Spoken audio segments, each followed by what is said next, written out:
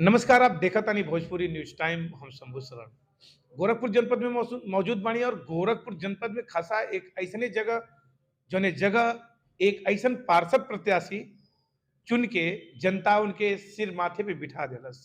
एक गरीब घर के अदना प्रत्याशी के रानी डिहा दिव्यनगर के जौन वार्ड बना यहाँ पे राजा यादव के पिछला जौन पार्षद के चुनाव भइल उमें राजा यादव के जनता यहाँ के लोग सिर माथे पे बिठा देला।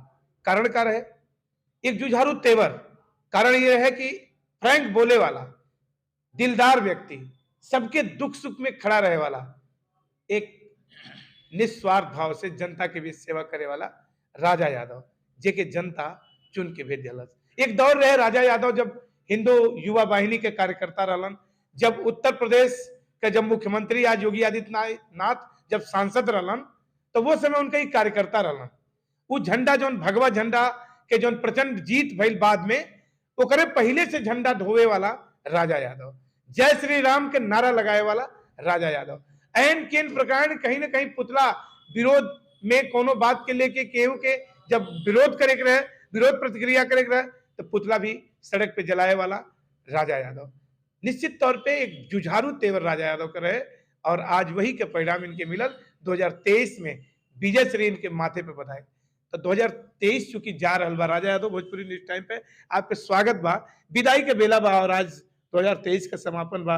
वह 2023 आपके ताज बदलस सिर पे और फिर 2024 आए वाला बा।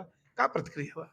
सबसे पहले तो हम आपके न्यूज़ चैनल के अपनी तरफ से, अपने समाज की तरफ से, अपने वार्ड नंबर 4 के समस्त सम्मानित जनता की तरफ से बहुत बहुत धन्यवाद कहना चाहते हैं और आप लोगों के बतावल चाहते हैं कि 2023 जो रहा हमारे लिए नहीं, हमारे वार्ड के जनता के लिए भी, ठीक है, और हमारे कार्यकर्ता बंधुओं के लिए भी, ठीक है, बहुत बड़ा वो एक खुशी के दिन रहल। काहे से कि यहाँ पे 30 साल लगभग बसपा और 15 साल लगभग सपा राज के लिए रहल और लोग यह कहते हैं कि यहाँ परिवर्तन ना हो, लेकिन यहाँ पूज्य महाराज जी का आशीर्वाद मिलल, जनता हमारे पर विश्वास कैलस और हमारे कार्यकर्ता बंधु हमारे साथ लग के रात दिन मेहनत करके एक करके आज उनका देन बा, हमारे कार्यकर्ता भाइयों का, हमारे वार्ड के सम्मानित जनता के विश्वास के, पूज्य महाराज जी के आशीर्वाद के, संगठन के देन बा कि आज हम यहाँ के पार्षद बाटी। अच्छा, एक सबसे बड़ी बात आप मजेदार बात कह लिया कि पूरे देश में चूंकि भगवा लहराइल, पूरे देश में कमल खिल गए। ये वार्ड 4 में गोरखपुर में कमल नहीं खिल पौले रहे, वो आपके माध्यम से खिला। बस पूज्य महाराज जी का आशीर्वाद, हमारे वार्ड के जनता का सम्मान, विश्वास और हमारे कार्यकर्ता भाइयों का। आपके पता को चाहिए कि जब हम चुनाव लड़ल नहीं हमारे पैसा वैसा ना रहा, 1700 रुपया हमारे पास मात खा रहा, ठीक है, और ये जनता का आशीर्वाद, प्यार, जो भी हमारा खर्च हुआ हमारे कार्यकर्ता भाइयों ने खर्च किया अपने पास से और पार्टी ने विश्वास किया, टिकट दिया और आज आपके सामने हम पार्षद बन के बैठल बाटी। लोग कहते ना कि आजमगढ़ के किला है, आजमगढ़ के किला है ढही ना, आई का कैली है।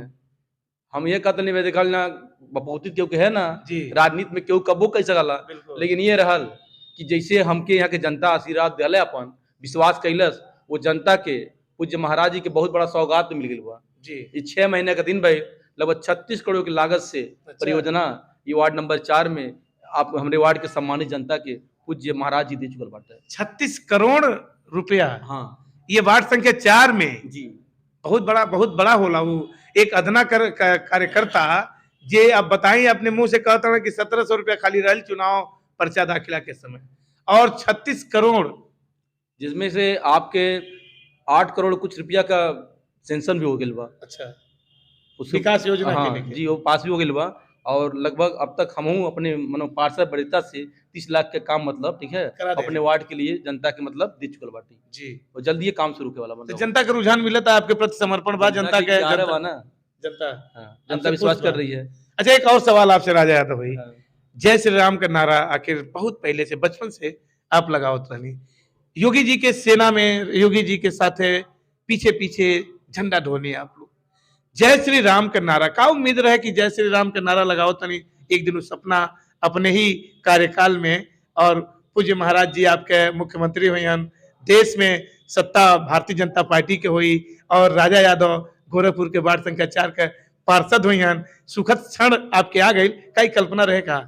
देखल ना, आपसे बताई कि पूज्य महाराज जी के जवन तेवर बा, मतलब जवन मनो उनकर विकास करे के क्षमता बा, जैसे पहले मन देखत रहनी कि जब महाराज जी सांसद रहने तब भी गोरखपुर के छोड़ के कई जिलों के, कई लोकसभा के लोग पूज्य महाराज जी के पास अपने फरियाद के लेके आवत रहनी। और हमें के इत कहल ले, पूरी विश्वास के साथ कहल ले कि हम लोग तब वो उम्मीद करते रहनी कि मुख्यमंत्री के होखे प्रदेश में तो ऐसे होखे, अच्छा, कि क्योंकि अपने मनो जिला के छोड़ के, अपने लोकसभा के छोड़ के अन्य मनो लोकसभा का भी हाँ। जो निवारण था महाराज जी करते थे। अच्छा, और इसमें कोई दो नहीं बा। आज जिस तरह विकास होता उत्तर प्रदेश में, ठीक है, वो केहू से पूछे के ना बा, जन जन लोग जानत हमें। यह समय रहे कि लाइट मिलबा न करे और लोग अपने ही क्षेत्र में इटावा से फई मैलपुरी वहीं तक बिजली से 24 घंटा मिलता रहे। आज एक समय रहे कि जब उत्तर प्रदेश कॉर्पोरेशन के लोग आइल हैं, महाराज जी से पूछले हैं कि महाराज जी एरिया बता दो, बोलना कौन कौन एरिया, मतलब बिजली मतलब के 24 घंटा दे हुआ। तो पूज्य महाराज जी ने कहा एक काम करो, जब सारे मनो जिले में बिजली पर्याप्त मिल जाएगी हैं, तब गोरखपुर के बारे में सोचना। अच्छा। ये हाँ हमारे पूज्य महाराज जी के इतना बड़े दिल, तो बहुत गदगद बानी आप लोग, बहुत खुश बाटी हम लोग। और अयोध्या गेला के तैयारी भी करते हैं। अयोध्या गेले के तैयारी बहुत दिली इच्छा रहा, हाँ। लेकिन पार्टी के आदेश मिल गए बा कि यहाँ पे जितना मंदिर बा हमारे वार्ड नंबर 4 में हमारे कार्यकर्ता भाइयों के साथ ओके सजावे के बा, घर घर दीपावली मनावे के बा। और वो दिन बहुत बड़ा कार्यक्रम हम लोग रख ले बा, हम लोग जागरण भी कराया जाएगा मंदिरों पे। अच्छा। और भंडारे का बहुत बड़ा आयोजन किया जाएगा।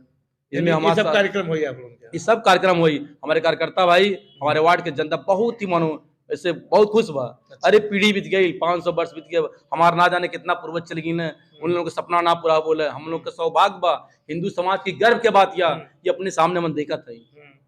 तो बिनू सिंह से भी, बीना सिंह से भी जान लिया जा। बीना सिंह जी, स्वागत बा भोजपुरी न्यूज टाइम पे। आपके राजा यादव के सुनल जाता है पार्षद, और आपके पूरा चूंकि पूरा अपने मैनिफेस्टो से पूरा पूरा करत नजर आवता ना, तो जौन उम्मीद जनता के लिए ऊपर तक खड़ा उतरता ना, आप जौन उम्मीद के लिए रही, राम राम के नारा लगौली, साथे घूम के मतलब भगवा हिंदुत्व के लहरौली, एन केन प्रकार कहीं जौन आक्रांता लोग रहे, जिसे लगे कि आपके बाबरी मस्जिद राम के ऊपर जौन बा खड़ा कल गई है, ओकरे विरोध में आप लोग भी हमेशा रही, हिंदुत्व के जिंदा कैली। आज बड़ा मन उत्साहित हुई, क्योंकि अब तो सब सपना साकार हो गई, राम अब टेंट से मंदिर में आवता, का विचार बा? नहीं, यह सब तो हम लोग के जीवन के लिए सबसे सुखद पल बा जी। और हम लोग अपने आप के जौन गर्वान्वित महसूस करत हैं जा कि यह क्षण जौन हमनी के देखे के मिला था। शायद कितनी पीढ़ियाँ जो है इसके लिए सोचते सोचते, इसके लिए लड़ते लड़ते समाप्त हो गई, लेकिन हम लोग गर्वान्वित हैं कि हम लोग के लिए, हम लोग के जीवन काल में ही यह सुखद जो है पल देखने को मिल रहा है। कभी कभी सन टीच रहत रहो कि काजनी सन पूरा होई कि नहीं, राम लला टेंटम रह जाई हैं, हमन के जौन मेहनत कैली, जय श्री राम के नारा लगौली, का फलीभूत हुई? कब मन में कभी संशय रहे का? नहीं, संशय ना रहे, इतने लोग कुर्बानी दे रहे थे, तो ये तो उम्मीद थी कि एक न एक दिन इसका सुखद जो है परिणाम जो है देखने को मिलेगा। एक बार का और आपसे सवाल ले जाता, चूंकि बड़ी भीड़ हुई 22 जनवरी के प्राण प्रतिष्ठा हुई अयोध्या में, देश से दूसरे देश से भी लोग, जे भारतीय प्रवासी बा उ लोग भी आई, पूरे मतलब देश से भी लोग वहां जाई, तो ये चीज के रोकल जाता और डिवाइड भी कल जाता कि भीड़ कम होके। बहरहाल, का आपके ऐसा लगता कि जौन कार्यक्रम बा, वो कार्यक्रम जैसे कुछ विपक्ष ई आरोप लगावा था कि अभिन मंदिर तो पूरी तरह से निर्मित ना हो पोले, मंदिर का अभिन काम अधूरा बा, और चुनाव के लेके मोदी जी हड़बड़ी में प्राण प्रतिष्ठा करे जाता है, ये बार आपका क्या विचार? नहीं, देखिए विपक्ष चाहता कब था कि मंदिर बने, कांग्रेस हो या अन्य जो भी दल हो। आपने देखा होगा कि 20-20 वकील जो है सुप्रीम कोर्ट में इन लोगों ने खड़ा किया, अच्छा, कि राम मंदिर न बन पाए। इसकी तारीख को रोकने के लिए जहां तक संभव, यहाँ तक कि उनके नेता राम को काल्पनिक तक बताते रहे, तो उनसे इससे ज्यादा उम्मीद की भी नहीं जा सकती जी। वो तो मंदिर में लंबा समय है, वो बनता रहेगा जी। दिन प्रतिदिन नया कुछ होता रहेगा, लेकिन चूंकि उसकी तिथि है, वो तो अभी प्राण प्रतिष्ठा हो रही है जी। और हम लोग प्रयास करेंगे कि वहाँ 22 जनवरी को जिस तरह से राम जी 14 वर्ष के बाद में आए तो एक दिवाली मनाई गई। जी। हम लोग चाहते हैं कि 22 तारीख को उससे भी बड़ा भव्य जो है दिवाली मनाया जाए। यानी राम लला अपन 500 साल जो कि पीछे से जी। वो जौन काल रहे, वो काल के दौरान 500 साल तक वो मतलब मंदिर का ध्वस्तीकरण करके ऊपर बाबरी मस्जिद स्थापित रहे, वो राम लला खुदाई भइल, बहुत कुछ भइल और टेंट में रहलन। तो अब ये मतलब ही एक वनवास का जैसे दौर पूरा करके अयोध्या जैसे लौटल रहलन, वह दौर की अब वो दौर खत्म होके अपने स्थापित होके घर में प्राण प्रतिष्ठा हुई, दुनिया के नजर ऊपर बा। तो आप लोग बहुत अभिभूत बानी, लेकिन विपक्ष बार बार यह कहता कि चुनावी जुमला, चुनावी एजेंडा, चुनाव के फिर से सदला के प्रयास, फिर भक्तिमय पूरे देश के कह के और भारतीय जनता पार्टी चुनाव जीत ली, सेधमारी कर ली, काहे पर कुछ तर्क आपका बा? नहीं देखिए, यही विपक्ष था ना कि कहता था कि भाजपा वाले कहते हैं कि रामलला हम आएंगे, मंदिर वहीं बनाएंगे, किंतु तारीख नहीं बताएंगे। अब तारीख तय हो गई है, सारी चीज हो रही है, तो फिर इनके पेट में दर्द होना स्वाभाविक है जी। और वही दर्द हो रहा है जी। और उनको विरोध ही करना है। जी। देखिए वो तो असमंजस में है, उनके मन में, चूंकि तुष्टीकरण की राजनीति अब तक सच्चाई यही है कि इस देश में तुष्टीकरण की राजनीति अब तक हुई है। वो तो सेकुलरिज्म के नाम पे, धर्मनिरपेक्षता के नाम पे इन लोगों ने राजनीति जो किया है, लेकिन वो एक तरफा उन लोगों ने राजनीति किया है। हिंदू हित के बारे में तो कभी उन लोगों ने सोचा ही नहीं। अगर उनकी पूरी राजनीतिक इतिहास को निकाल दिया जाए तो कभी उन लोगों ने नहीं सोचा। गोरखपुर से आप लोगों का कैसे कब वहाँ प्रस्थान हुई अयोध्या खातिर, का तैयारी बा गोरखपुर वाले लोग का, हिंदुत्ववादी लोग का? नहीं, अधिकतम तो जो हिंदुत्ववादी हैं उनको यही ऊपर से है कि आप लोग अपने अपने क्षेत्र में रहें और वहीं जो है दिवाली मनाएं। कहा ली जाता कि जे रथ यात्रा के लेके चलल रहे, आडवाणी जी राम के ध्वज लेके रथ लेके जब सबसे पहले भारतीय जनता पार्टी के चलल ना, तो उनका भी मेहनत काम कैले रहे, भारतीय जनता पार्टी एक शीर्ष में आयल, उनका भी त्याग तपस्या देखल जाला, लेकिन कहल जाता कि उनके साथ रोकल गई बा कि अयोध्या उनके 22 जनवरी के न पहुंचे। में कुछ कारण जाना तो बताएं। नहीं, यह तो विपक्ष का दुष्प्रचार है। अच्छा। ऐसी कोई बात नहीं। तो मुझे लगता है कि स्वास्थ्य कारणों से जो वो लोग जो है नहीं आ पा रहे, क्योंकि मुझे लगता है राम मंदिर जन्मभूमि जो ट्रस्ट है उसके सदस्य लोग, हम लोगों ने टीवी में ही देखा कि मुरली मनोहर जोशी और जोशी जी के पास, आडवाणी जी के पास उन लोग गए भी थे न्योता लेने। तो मुझे नहीं लगता कि अगर ऐसा होता तो ये लोग गए ही क्यों होते, उनको बुलाया गया उस स्वास्थ्य कारणों से। वही के भुनावल चाहता कि अब एक हल हुआ बनावल जाए और जनता में मैसेज दे दिए।